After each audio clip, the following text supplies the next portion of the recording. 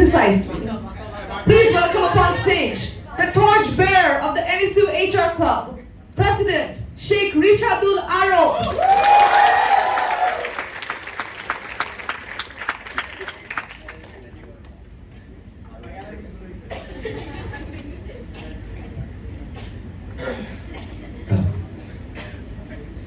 একটা রিডলস বলি, হ্যাঁ, সলভ করতে হবে। রিডলস তো সবাই সলভ করছেন না সেকেন্ড রাউন্ডে, রাইট? কেমন ছিল রিডলস গুলো? একটা রিডলস বলবো, সলভ করতে হবে, যেটা আমার স্পিচের শেষে আবার শুনতে চাইবো। অ্যানসারটা আমার স্পিচের শেষে অ্যানসারটা বলবেন, ওকে?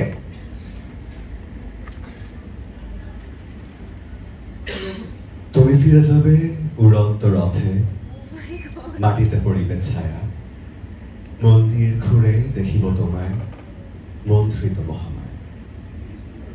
ভুলে যাব সব সময় নিপাতে, স্মরণে জাগিবে প্রেম, আধারে তখন চলিবে তোমার চন্দনে মাখায়।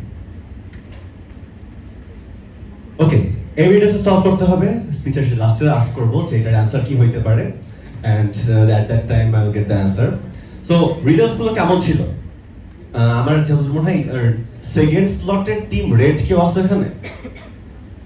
আচ্ছা, তোমাদেরটাই ফার্মেসি পাশে ছিল না? সবার লাস্টে ঢুকছিল না? সেকেন্ড স্লটের রেড টিম। ও আচ্ছা, টিল। আরে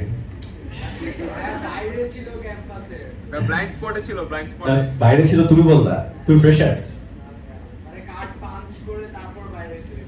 হ্যাঁ, তোমরা কখন পাইছো? সবার ফার্স্টে। Same reader same place, first স্লটে পাইছে সবার ফার্স্টে, সেকেন্ড স্লটে পাইছে সবার লাস্টে। এটা রিডালসের মজা। তো রিডালস সলভ করতে বললাম এইটা একটা কারণে যে আমাদের জীবনের প্রত্যেকটা লেভেলে আমাদের একটা করে রিডালস আছে সামনে, এবং রিডালস গুলো আমাদের সলভ করতে হয় এবং সলভ করতে বলা হয়। কেউ এই কথাটা কখনো শুনছো যে কোনো মতে শুধু ভাইটা বৃত্তি পরীক্ষা দিয়ে পার হয়ে যায়, তারপর খালি আরাম আর আরাম?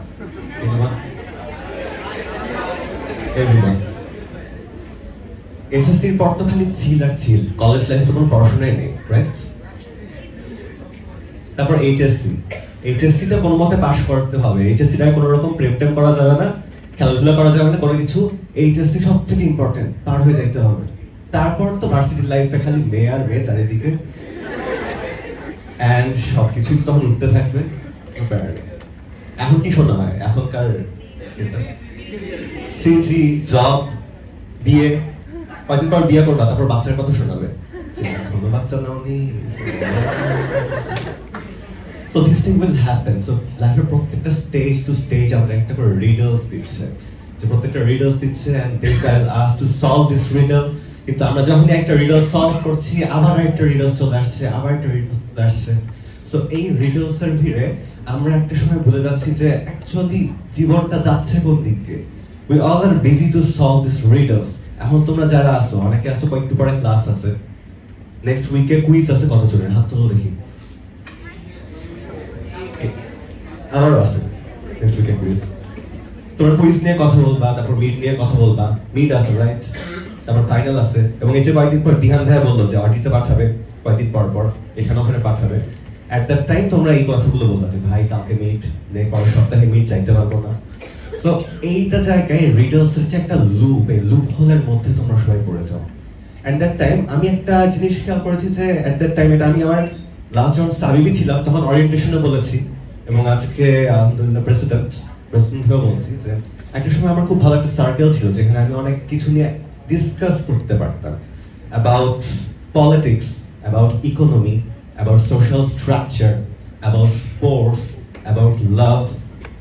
আমি বিশ্ব ব্রহ্মাণ্ড নিয়ে আলোচনা করতে পারতাম সেই সার্কেলের সাথে। But when I enter this part NSU, তোমরা প্রচুর পড়াশোনা করো, আমি জানি, কুইজের জন্য প্রচুর পড়ো, মিডের জন্য অনেক পড়ো, কিন্তু তোমাদের আলোচনার টপিকটা খুবই ম্যাটার করে। তোমরা কেউ পাশাপাশি এখানে কতজন ট্যাক্স নিয়ে গল্প করো, আই ডোন্ট নো। ইনফ্লেশন নিয়ে কতজন কথা বলো বা গল্প করো, আই ডোন্ট ইভেন নো। হিস্ট্রির ব্যাপারে কতজনের ইন্টারেস্ট আছে, কতজন হিস্ট্রি নিয়ে গল্প করতে পছন্দ করো, আই ডোন্ট নো। এবং আমি যখন নর্থে ঢুকি এবং সবার সাথে কথা বলি, আই ফাউন্ড দ্যাট ল্যাকিং, যে আমি আমার স্কুলের সার্কেল, আমি একটা সময় ডিবেট করতাম back in school and college life. So ওই সময়টাতে আমার ওই সার্কেলটার সাথে এই সব কয়টা বিষয় নিয়ে কথা বলে I fail too much resourceful. But এই সময়টা যখন আসলাম এখানে এসে দেখলাম সবার পড়াশোনা প্রচুর করছে, কারোর হাতে কোনো সময় নেই, কারোর হাতে কথা বলার মতো বা কোনো একটা জায়গায় চিল করার মতো, ঘুরতে যাওয়ার মতো কারোর হাতে সময় নেই, কারণ সবার অনেক কুইজ মিট। কিন্তু কারো আলোচনার টপিকটা এইরকম হচ্ছে না যে ব্র্যান্ড ম্যানেজমেন্টের ওই কোর্সে যে ফ্রয়েডের থিওরিটা ছিল, ফ্রয়েডের থিওরিটার কোথা থেকে আসতে পারে বা এটার পরবর্তী থিওরি কি হতে পারে। সো এই ডেপথ পর্যন্ত তোমরা পড়াশোনার টপিক নিয়ে কখনো কথা বলতো না, তোমরা কথা বলতাম মিডলি, যে মিডে এই ফ্যাকাল্টি কোর্সটা রিপিট করবে কি না। তোমরা কথা বলো ফ্যাকাল্টি ইনিশিয়াল দিয়ে, যে এই ফ্যাকাল্টি ভালো নাকি এই ফ্যাকাল্টি খারাপ। তোমরা কথা বলো এই ফ্যাকাল্টির ক্লাস টাইমিং কখন হবে, এই ফ্যাকাল্টি কি গ্রেড ভালো দেয় নাকি female best. So you talk about this type of, তোমরা কোর্সের ওই রিডল সলভের লুপ হলে আটকা পড়ে আছো, বাট তোমরা আসলে জানছো কতটুকু এটা ম্যাটার করে at the end of the day. So actually end of the day তুমি যখন দেখবা যে you know so many things, you will feel powerful. তিনটা জিনিস জীবনে অনেক মোটিভেশন দেয়। আমার এগুলো কথায় কোনো মোটিভেশন আসবে না, কারো কথায় মোটিভেশন আসবে না। যখন তোমার হাতে টাকা থাকবে, তোমার হাতে ক্ষমতা থাকবে, আর তোমার মাথায় অনেক নলেজ থাকবে। Ask yourself actually do you have that knowledge or not? তোমাদের এই লুপ হোলের মধ্যে তোমরা পড়ে যেও না, এটার ব্যাপারেই তোমার সবার প্রতি অনুরোধ থাকবে। কারণ নর্থ সাউথে আমার লাস্ট সেকেন্ড পেজে আমি বলেছি অ্যাবাউট দ্যাট লোনলিনেস, একাকিত্ব অ্যান্ড অল দ্য থিংস, ওগুলো আমি রিপিট করতে চাই না। সবাই বলে গেছে কিভাবে এখানে ফ্রেন্ড বানাতে হয়, কিভাবে এভরিথিং। অ্যান্ড অ্যাকচুয়ালিও আমি যে মানে এখন যদি এখান থেকে বের হয়ে আমি 8 নাম্বার গেট দিয়ে বের হইতে চাই, এই এসএস ক্লাবের ইভি এসে বলবে কি অবস্থা, ইভেন্ট কেমন গেল, ওই এসে বলবে যে ভাই আমার সিভিটা ঠিক করতে হবে একটু দেখে দেন। আরেকজন এসে বলবে ভাই কি অবস্থা, মন তো ভালো না ভাই, সংসারের বাজে অবস্থা, গার্লফ্রেন্ড প্যারে দিতেছে। এই কথাগুলো বলতে বলতে বের হইতে আমি যদি এই যেমন 3:30 বাজে বের হইতে চাই, 4:30 বেজে যাবে তো এতজনের সাথে কথা বলতে বলতে।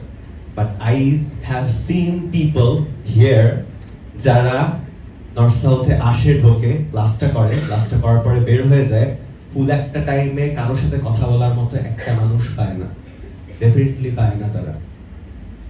So this is the place. And আমি এদের সবাইকে বলি, গতকালকেও মনে হয় এদের সাথে রাত 3টা পর্যন্ত মিটিংয়ে ছিলাম না, কটা পর্যন্ত ছিলাম, কেউ ছিলাম?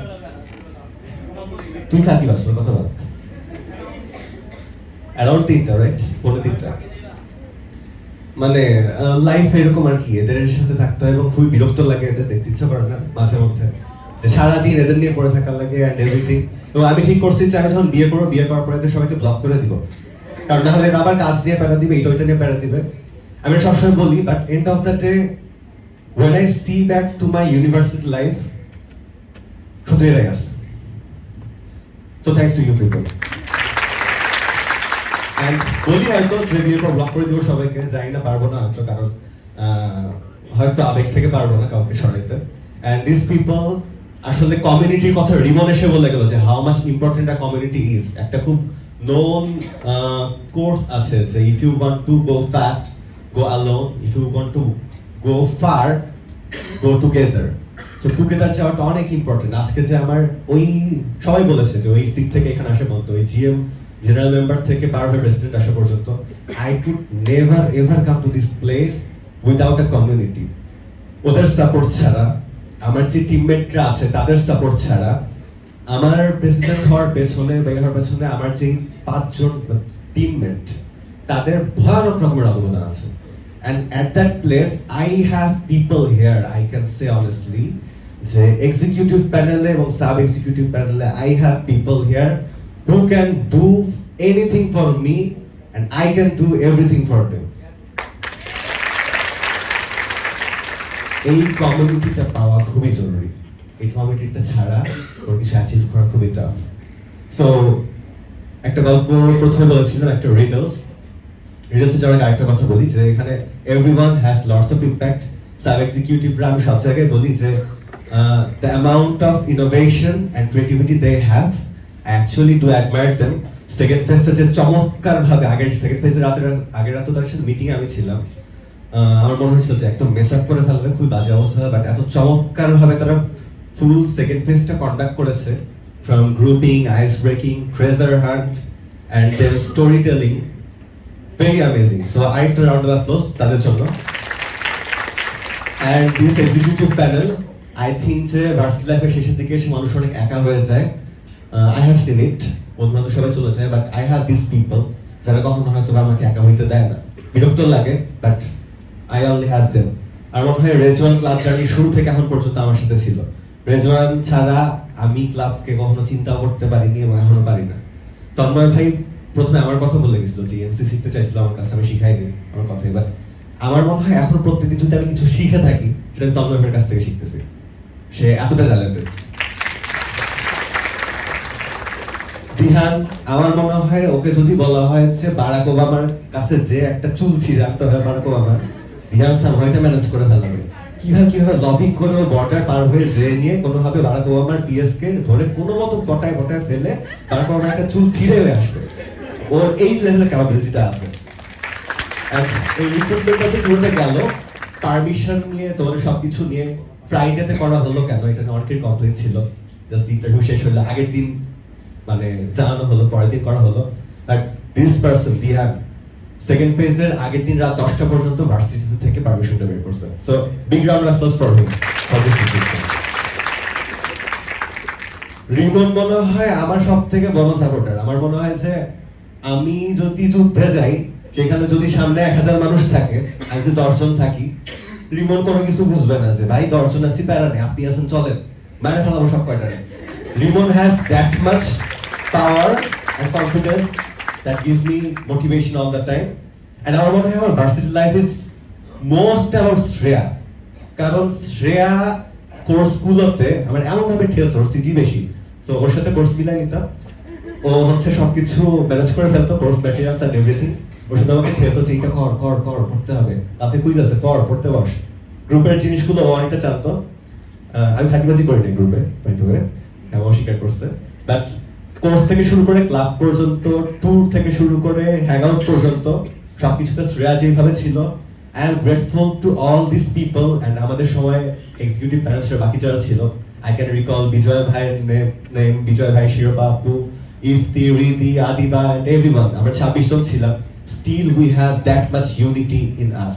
এন্ড এখন যদি আমি কোনো একটা প্রবলেমে পড়ি, আমি যদি একটা কল করি যে I need help, those people are with me at any time. So এই যে পাওয়ারফুলি আমি একটা কথা বলতে পারতেছি, যে আমি যে একটা ফিল করতে পারতেছি ইনভিজিবল, যে আমার পেছনে 50টা মানুষ আছে, আমার পেছনে 250টা মানুষ আছে, আমার পেছনে 300টা মানুষ আছে. That is the power of a community.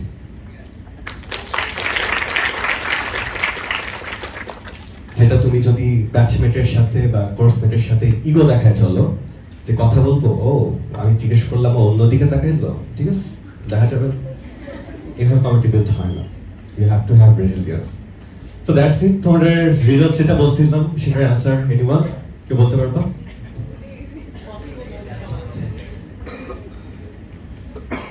That is the thing. জীবনে অনেক রিজাল্টস আসবে. এটা কখনো ইয়ে করো না যে এই সেমিস্টারে 2টা এ পাইলে ট্যুরে যাব.